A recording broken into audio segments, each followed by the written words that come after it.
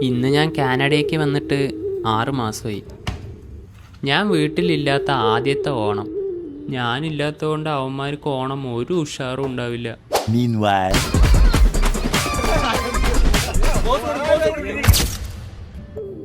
ഇവനാണ് എനിക്ക് ആകെ ഉള്ളൊരു കൂട്ട്. ഇവൻ്റെ പേര് പൊള്ളാച്ചി ശരവണൻ. കേട്ട ഗുണ്ടകളുടെ പേരാണെങ്കിലും ഇവനൊരു കൊതുകിനെ പോലും കൊല്ലില്ല.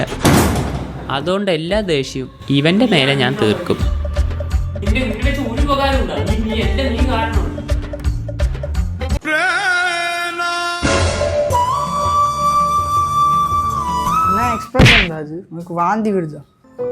ഓണത്തിന് സദ്യയും കഴിച്ചുകൊണ്ടിരിക്കണ്ട ഞാനാ നിന്റെ കൂടി ബണ്ണും കഴിച്ചിരിക്കണം. ഓണത്തെ വിட பெரிய സർപ്രൈസ് ஒன்று வச்சிருக்கேன். അതെന്ത്? அதான்டா சர்ப்ரைஸ்.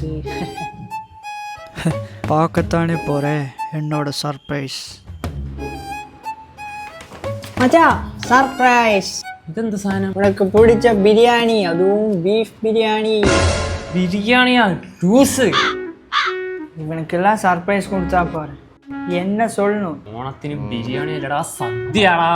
அப்படி என்னடா பெரிய ஓணம்? எங்க ஊர் தீபாவளி மாதிரி வருமா? ദീപാവലിയാ? മലയാളിക്കൊന്നും ഓണം വലുത് തന്നെയാടാ.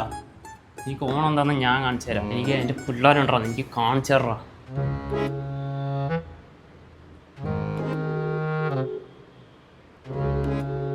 നമ്മളൊരു 10-40 ഗിഫ്റ്റ് വാങ്ങിയിട്ടുണ്ട്. 50 റൗണ്ടാക്കാം. വീഡിയോ കോളാ, അതിന് വേറെ പണിയില്ല. കട്ട് ചെയ്താ? നമ്മളെന്താ പറഞ്ഞോണ്ടിരുന്നത്?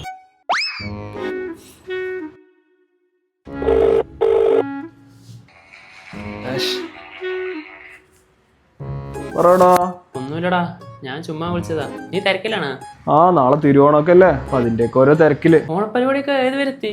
പൂക്കളുടെ ബില്ല് എഴുതണ്ടേ? ബില്ല് ഞാൻ എഴുതാം. കഴിഞ്ഞ പ്രാവശ്യം നമ്മൾ 150 രൂപ 250 ഇട്ടത്, ഇപ്രാവശ്യം നമുക്ക് 350 ആക്കാം. ആളെ ഞാൻ തിരക്കിലാണ്, ഞാൻ പിന്നെ വിളിക്കാം. ആടാ ശരി. என்னடா ஃபோன் கட் பண்ணிட்டாரா? ஊரில் இருக்கும்போது எல்லாரும் ஒன்றா ஜாலியாக தானே இருந்தேன். திடீர்னு ஏன்டா இப்படி மாறிட்டேன்னு நினைக்கிறியா? 8 வருஷம் ஆச்சுடா நான் இங்கே வந்துட்டு. எனக்கு தெரியாதா? உட்கார். டேய், எந்த ஒரு தீபாவளியோ பொங்கலோ வந்தாலுமே நமக்கு லீவு கிடச்சி ஊருக்கு போகலைன்னு வை, நம்மளை யாரும் மதிக்கவே மாட்டேன். அதான்டா ரியாலிட்டி. போக போக நீ யூஸ்ட் ஆகும். നാട്ടിലൊക്കെ വലിയ പേരാണെങ്കിലും നമുക്ക് പ്രവാസി ഒരു ദരിദ്രവാസി തന്നെ.